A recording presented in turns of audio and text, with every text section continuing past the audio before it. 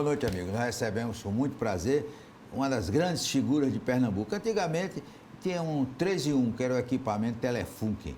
E hoje eu vou reviver esse Telefunken, que eu vou fazer um 3 em 1. Eu vou falar com o doutor Ivanildo sobre o lado político dele, lado da professor da Universidade Federal de Pernambuco e também dono de um cartório. Primeiro, doutor Ivanildo, eu quero saber o lado político. Como foi sua atuação na política?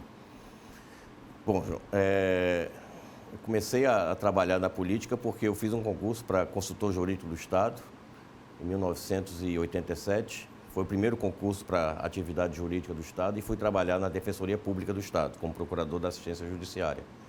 E quando veio a Constituição de 88, nós precisávamos fazer uma série de reformas legislativas na parte da própria Constituição do Estado de 89.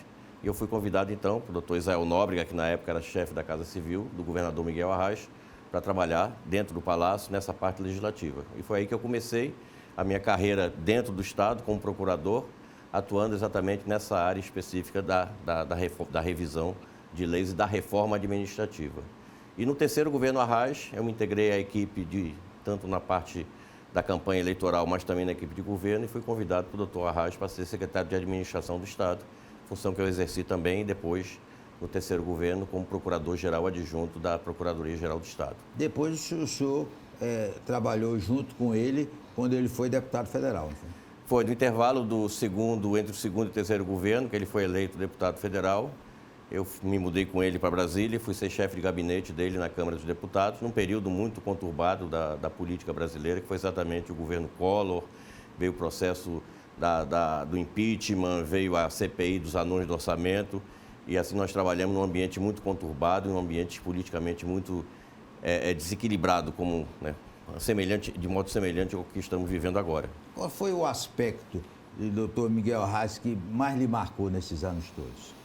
O aspecto do compromisso, com uma política de governo voltado para a população mais carente. Essa é exatamente aquela consciência que ele sempre teve de tentar buscar reequilibrar ou reposicionar na população mais carente através de políticas sociais efetivas. Agora, tinha um lado do doutor Arraes que pouca gente lembra. Ele era muito brincalhão, né? Comigo mesmo, eu tive várias histórias, ele contou, ele era brincalhão, né? Nas horas vagas. Ele era muito espirituoso. Primeiro, a gente tinha que ter uma certa dificuldade para ouvir, né? O doutor Arraes, que ele falava mais para dentro, né? E... Quando queria. Quando ele queria, ele falava claro. Agora, quando ele não queria, ser ouvido, aí ele fazia aquele negócio que não estava ouvindo e era um problema. Mas ele era um contador de história. Na verdade, ele era um contador de história. Então, ele contava as histórias da vida dele, as histórias da família, as histórias políticas. E nós percorremos, digamos assim, nessa intimidade, nessa relação muito próxima que nós tivemos, toda essa carreira que ele teve. Foi uma carreira muito interessante do ponto de vista de uma pessoa que tenha uma história que representou um marco como político, como gerente, como administrador, como aquele que tinha ideias próprias, livros escritos, e essa história que ele contou, ela permanece até hoje e aí para as próximas... Está fazendo falta, né? Está fazendo falta para as próximas gerações. É uma pessoa muito coerente. Agora vamos falar do professor Ivanildo Figueiredo. Como foi a história do professor?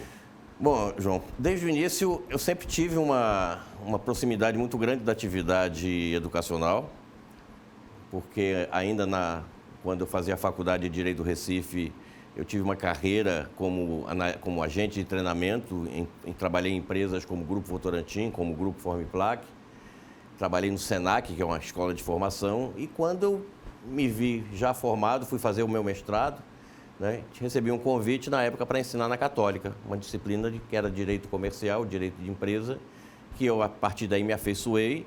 Em 1994, exatamente na transição do governo, eu fiz um concurso para professor da Faculdade de Direito do Recife, para Direito Comercial, e ocupei uma vaga de uma pessoa também muito querida e famosa e que tem uma história de vida, que é o Dr. Roberto Magalhães Melo.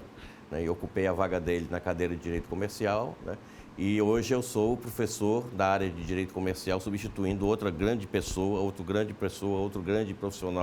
do ensino, que foi o professor Otávio Lobo. Então, nós temos essa responsabilidade de conduzir uma cátedra dentro da Faculdade de Direito, que é uma faculdade histórica, foi a primeira faculdade de Direito do Brasil, ela tem 197 anos e essa responsabilidade hoje nós dividimos, por exemplo, eu sou o vice-diretor da faculdade, eu divido com o professor Francisco Queiroz. Agora, Deus colocou no caminho do senhor muita gente que deu aulas de vida, não foi? Miguel Arraes, Roberto Magalhães Com o doutor Roberto eu tive pouca proximidade, porque eu estava entrando na faculdade e ele saindo. E naquela época ainda existia aquelas arestas políticas, o doutor Roberto era uma pessoa conservadora, o doutor Arraes de uma área mais, digamos, progressista. E o doutor Lobo? O professor Otávio Lobo, sim. O professor Otávio Lobo, nós tivemos uma vida acadêmica muito próxima, é um professor que deixou um exemplo, não apenas, João, na escola, mas também na advocacia pernambucana. Foi presidente da OAB num período muito complicado na época da ditadura. Foi um dos que estavam à frente da Ordem dos Advogados no momento em que houve a abertura democrática. Então, é uma pessoa que nós temos muito carinho, né?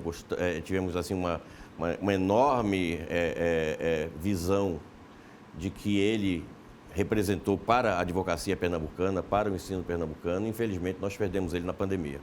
Por que doutor Ivanildo, que no concurso da Ordem dos Advogados, da OAB, só 3 faculdades. O Recife tem 80 faculdades, só 3, que é a Faculdade de Direito do Recife, da Universidade Católica, e tem uma terceira. Pinto Ferreira. Só essas 3 conseguem um bom índice. O último, a média, foi 19% em Pernambuco, o que é uma vergonha, né? Qual é a razão? Por que é que a Faculdade de Direito do Recife faz com que seus alunos tenham esse índice de aprovação tão alto? Qual é a razão? João, essa é uma questão muito complexa e muito difícil de ser tratada assim em pouquíssimos minutos. Isso se deve a uma política que o governo federal adotou em determinado momento de expansão das atividades das universidades privadas e que direcionaram essas universidades muito mais para o curso de Direito, né? Eu acho que houve um erro crasso, né, de permitir a criação, a proliferação. Porque é uma faculdade, né, que precisa apenas de quadro negro e giz. Não precisa laboratório, não precisa nada. É baratinho para fazer, né? E aí você tem um filtro de acesso à profissão, que é exatamente o exame de ordem, né? E esse filtro depende da qualidade exatamente dos alunos que ingressam, né? E depende da qualidade do ensino, né? Então, se os alunos que ingressam não têm uma base educacional sólida, eles terão dificuldade de acompanhar o curso. E mesmo acompanhando o curso com essa base, digamos, carente de uma formação mais filosófica, por exemplo, mais sociológica, de conhecimentos gerais, né? Elas terão dificuldade de acompanhar o curso, porque o curso de Direito é um curso que pode parecer simples, mas não é, porque nós lidamos com toda a construção, né, de um sistema de elaboração de normas, de aplicação dessas normas pelo judiciário, e isso reflete exatamente as contradições, os grandes problemas, né, que nós temos na nossa vida, no nosso dia a dia. E esse problema que nós estamos passando, por exemplo, de quebra da ordem institucional, vem dessa deficiência na formação jurídica de grande parte dos profissionais que atuam no mercado hoje. Agora, uma perguntinha para o professor. O exame da ordem é difícil? Ou quem se formou direitinho passa fácil? Ele é um exame mediano, né? Ele nem é tão fácil, nem é tão difícil. Ele examina o conteúdo da formação dos alunos nas disciplinas jurídicas, e o conhecimento jurídico é um conhecimento baseado nas leis. Então, basta o aluno decorar bem, estudar as leis, que ele já vai ter aí todo o caminho aberto para poder participar do exame de ordem e obter sucesso. Agora, doutor, o senhor tem que estudar todo dia, porque as leis no Brasil mudam diariamente, né? Todo dia é uma lei nova, né? Eu acho que o Brasil é o país que tem mais leis no mundo, né, doutor Ivanildo? Não. Todos os países eles têm uma base legislativa que vai se aperfeiçoando ao longo, né, das gerações. O Brasil, eu diria, tem poucas leis, comparado, por exemplo, leis econômicas, leis que regulam empresas, com os Estados Unidos. Os Estados Unidos, que é um país capitalista, é o berço do capitalismo, tem muito mais leis que regulam o mercado do que no Brasil. Essa história de que o Brasil tem muitas leis vem dessa postura de elaboração de decretos, portarias, instituições normativas, que não são leis, são normas administrativas, que vêm do Banco Central, do sistema bancário, e vêm da Receita Federal, principalmente. Mas o advogado é que vai cuidar disso, né? O advogado, dentro da sua área de especialização, tem que saber de tudo, da Constituição, das leis, dos decretos, das medidas provisórias, dessa legislação chamar administrativa, aí sim, há uma profusão de norma muito grande, mas essa legislação, ela muda constantemente, né? Então, ela é casuística. Nós estamos passando por um período hoje eminentemente casuístico. Então, de acordo com as necessidades do governo, ele procura mudar as leis para atender a seus interesses. O senhor estuda muito, então? Em direito, nós não podemos parar de estudar, João. Porque em direito há esse movimento, né, digamos assim, de adaptação da legislação, da lei aos costumes, à história, a próprias demandas da sociedade. Então, nós observamos, por exemplo, nessa decisão recente da Suprema Corte dos Estados Unidos, né, sobre a questão do aborto, há um retrocesso de 50 anos no entendimento que já estava consolidado. Então, nós estamos aí diante dessa possibilidade de leis, né, serem elaboradas e depois discutidas e contestadas pelas cortes superiores. E como vice-diretor da Faculdade de Direito do Recife, que é um prédio histórico, como que está o prédio da Faculdade de Direito?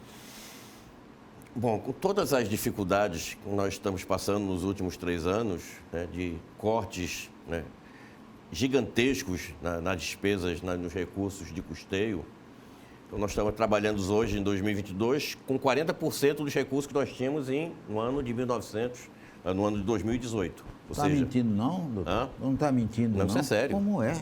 Nós temos hoje 40% dos recursos que nós tínhamos em 2018. Quer dizer, a educação não vale nada, né? Não é prioridade do governo. A ciência hoje não é prioridade, né?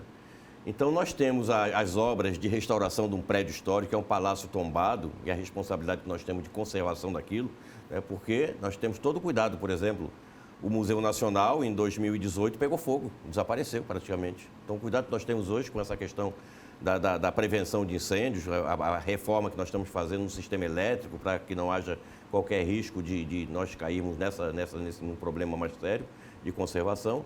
E nós fazemos hoje essa preservação histórica, essa recuperação da estrutura física da Faculdade de Direito do Recife, que é um prédio, né, histórico do século passado, do século retrasado. Começou, né, em 1878 a sua construção, foi terminar em 1910.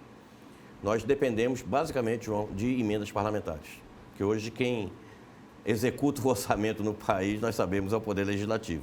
Então, contamos exatamente com essas emendas para conservar o nosso prédio. Depois do intervalo, nós vamos conversar com o tabelião Ivanildo Figueiredo. Eu volto já já.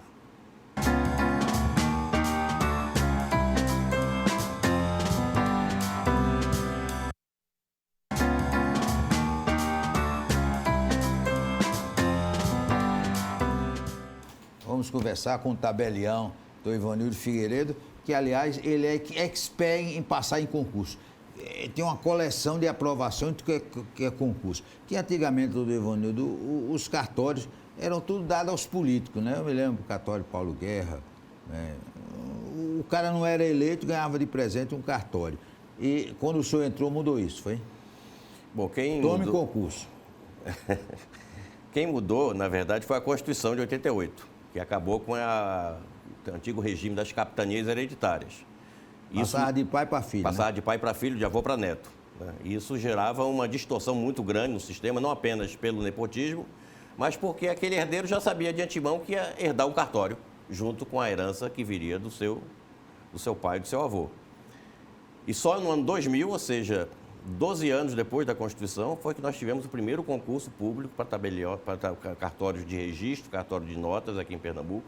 Eu logrei passar nesse primeiro concurso e escolhi um cartório, né, que era um cartório pequeno, né, que era um cartório chamado Hélio Coutinho, o antigo Hélio Coutinho, mas existiam brigas e discussões sobre a aposentadoria compulsória de antigos tabeliães, e aí nós iniciamos uma carreira de restaurar, juntamente com o próprio Poder Judiciário, que é o ente delegante, é o ente que é o titular do cartório, é o Poder Judiciário. O Poder Judiciário, através de concursos públicos, delega essa função aos tabeliães. Nós tivemos esse desafio. E foi exatamente o momento em que nós optamos por descentralizar o tabelionato, sair do centro da cidade e investir pesadamente em informática, na parte estrutural, né, de atos eletrônicos. O seu cartório, que é no Pina, né, é conhecido pela modernidade. Ele está sempre oferecendo novos serviços, né? Isso é prioridade no seu trabalho, doutor Ivanildo? A nossa prioridade é mudar essa mentalidade de que era o público que atendia ao cartório, que procurava um cartório para resolver seus problemas jurídicos. Como se diz, né? Cartório só existiria no Brasil? Não, o cartório existe no mundo todo. Até na China hoje, na Rússia, tem cartório.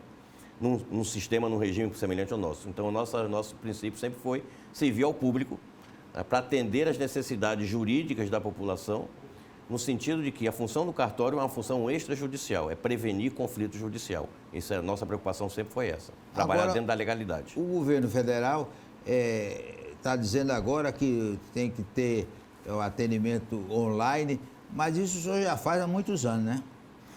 Desde que veio a lei do processo judicial eletrônico, a grande revolução no nosso sistema de justiça foi, em 2006, a lei do PJE, do processo judicial eletrônico. A partir do processo judicial eletrônico, nós procuramos também implantar um sistema online, um sistema de atendimento remoto, a partir da atividade dos cartórios. Mas somente, João, a partir de 2009, que veio uma lei do registro eletrônico, do registro de imóveis, nós não somos registro de imóveis, somos um cartório de notas, nós passamos também já a adotar um sistema de fornecer, de viabilizar ao público o atendimento online, o atendimento remoto, sem precisar ir ao cartório. Só quem vai ao cartório é quem quer tomar um cafezinho com o senhor, né? Não precisa ir, é um né? prazer muito grande receber você, receber o público lá, mas hoje você pode fazer todos os atos jurídicos, eletrônicos, através do seu celular, não precisa nem mais no cartório. E com a Covid, teve muitos fatos curiosos lá, de divórcio, de inventário, Não, a Covid foi um divisor de águas, né, para toda a sociedade. Nós passamos momentos muito difíceis, né, inclusive perdendo amigos, perdendo a dificuldade de atendimento, de modo geral, aos serviços. Mas teve o divisor de águas, foi um provimento número 100 do CNJ, do Conselho Nacional de Justiça, que autorizou que nós fizéssemos todos os atos sob a forma eletrônica, que até então alguns atos eram eletrônicos, a maioria não, ainda era presencial. Então, esse provimento do CNJ criou o novo processo chamado e-notariado, né? Então, tudo que nós fazemos hoje pode ser feito através eletronicamente. O que a pandemia trouxe, infelizmente, foi o aumento do número de óbitos e de inventários. Porque os inventários, né, podem ser feitos desde 2007, eles podem ser feitos em cartórios, e quando todos os herdeiros estão de acordo, não tem nenhum desentendimento, esse inventário ele é feito de uma maneira bastante célere, no máximo em 1 ano, 6 meses, 1 ano, esse inventário é concluído. Divórcio, muitos divórcios, né? Então, essa nova dinâmica, os cartórios fazem tanto as uniões estáveis, né, pessoas do mesmo sexo, de um modo geral, as pessoas que, assim, decidem, né, exercer a sua liberdade, sua autonomia. Nós fomos, por exemplo, o cartório pioneiro em fazer a união estável entre pessoas do mesmo sexo, ainda antes da decisão do Supremo Tribunal, porque entendíamos que né, não existia nenhuma norma proibindo, era possível. Então, a dinâmica conjugal ela é muito interessante sob esse ponto de vista, e nós trabalhamos exatamente nessa formação, tanto da união estável, dos pactos antinupciais, como também dos divórcios. E também essa ação com os casais homoafetivos já é grande? É muito grande, é muito significativa. A sociedade hoje já, né, recepciona essas uniões como uma questão normal, uma questão, né, que todo mundo tem acesso, tanto na união, na formação da união, como na dissolução, mas é muito bem compreendido pela sociedade e também pelo sistema notarial. Claro que o senhor não vai contar, que o senhor é uma pessoa extremamente ética, mas muitos casos interessantes, né? Eu diria Briga de mulher com amante. Eu diria que o tabelião é como um padre, ele é um confessor, né? Então, o padre também não vai sair por aí dizendo... Não, o senhor não tem cara de padre, tem cara de papa, né?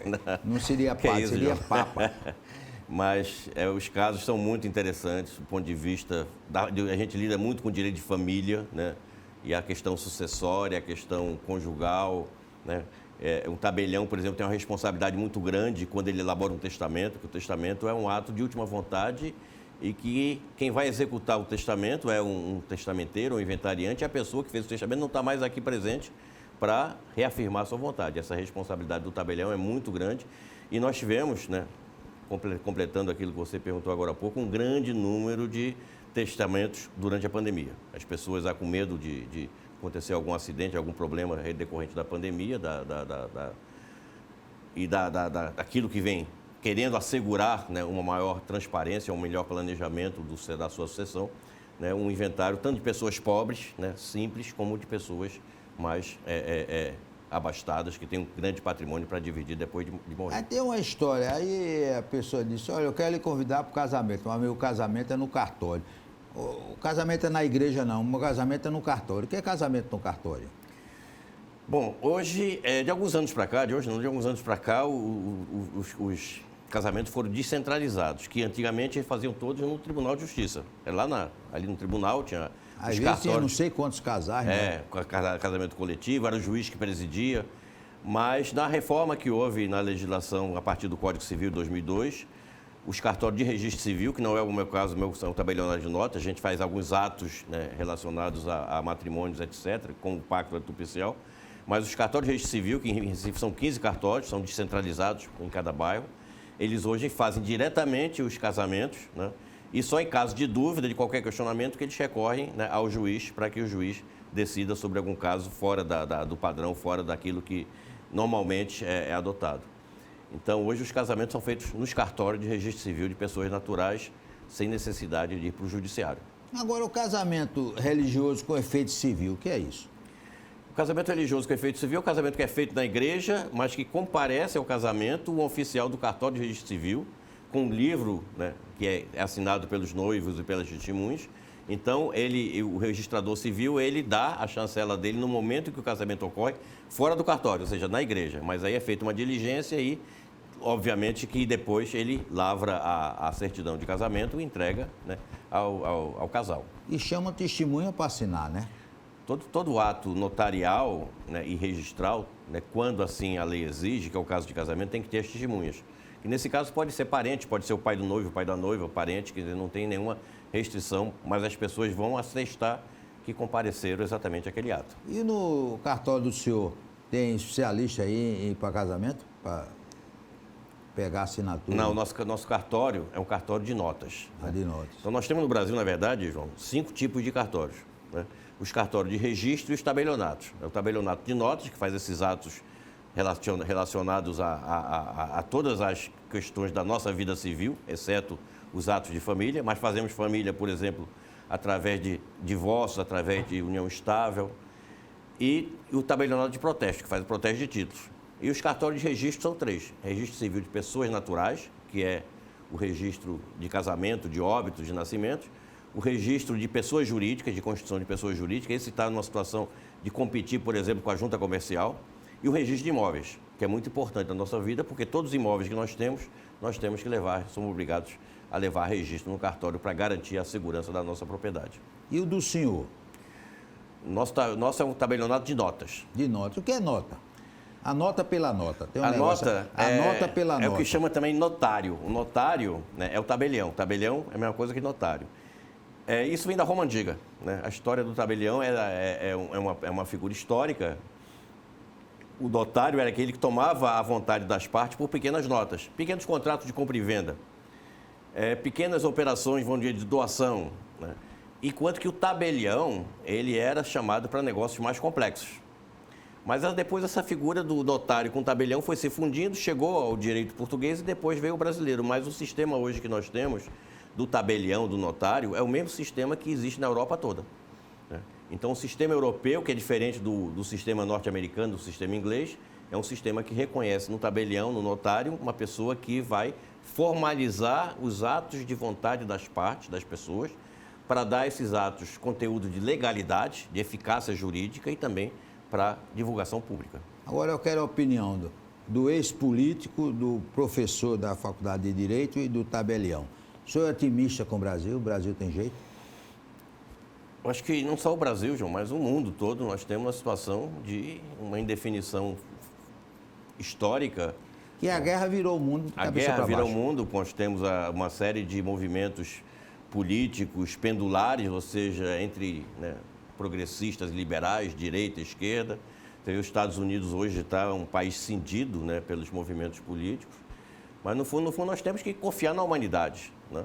Eu acho que a humanidade tem inteligência e capacidade suficiente, como se demonstra toda a evolução tecnológica que nós temos, para seguir um passo adiante, né? Mas nós sabemos que a psicologia, a situação ideológica, ela é muito complexa e é isso, em cima dessa perspectiva, que nós temos que nos manter otimistas, nós temos que manter, né, num pensamento positivo, no sentido de que a humanidade sempre caminhou para frente, né, mas apesar de todos os tropeços, apesar de todo o esforço, né, é como aquela metáfora de Sísifo, né, que levanta, vai tentando rolar a pedra acima de um aclive, acima de uma subida, e sempre o esforço dele é redobrado, mas assim nós confiamos plenamente na capacidade humana, a partir do conhecimento, a partir, né, dos sentimentos, do amor, a partir da fraternidade, e eu acho que no final isso deve prevalecer.